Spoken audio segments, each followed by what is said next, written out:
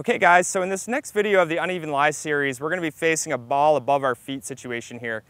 And just like the other videos that we started putting out on the uneven lies, we're going to develop a simple checklist of things to look for on the golf course that are going to help you manage these things with ease.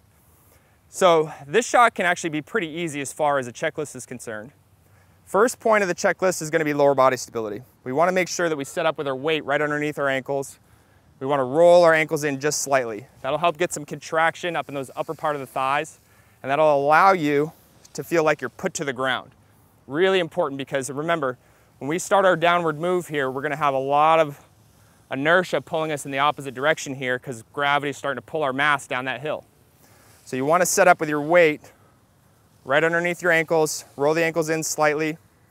And what we're going to do to compensate for the slope here is we're going to choke down on the club a little bit.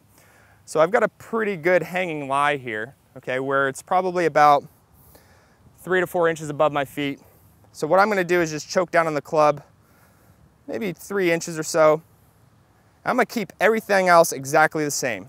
Ball position, everything else in your setup is going to stay exactly the same.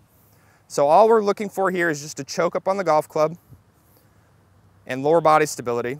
Now, with hanging lies or ball above your feet, we have to have some compensations for what the ball is going to do. Now those things, the tendency is, because of the lie angle, is that we're going to be swinging on a much more shallow angle. And when I talk about shallow, the club's going to be coming more from the inside. Okay, when the club comes more from the inside, that can tend to make the ball curve or hook. So we're going to have to make up for that. So we're going to have to align ourselves. If I was lining up right at you guys, I'm going to have to shift myself a little bit, maybe 5 to 10 yards right of my target, depending on the severity of the slope. And this is something that you guys are going to have to play with at home.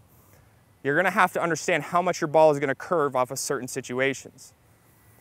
So again, what we have is lower body stability.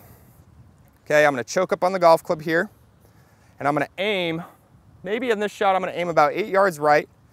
And because, remember, I'm going to be swinging on a much more shallow angle of attack, if you tend to hit the ball higher, you're going to have to add another club to this, okay? Because of the fact that on a shallow angle of attack here, the ball will tend to go even higher, and then you're going to have to maybe grab an extra club.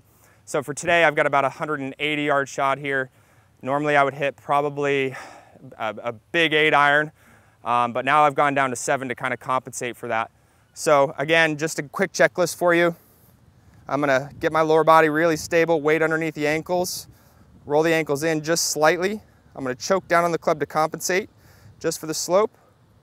I've lined up about 8 yards to the right, grabbed a little extra club here.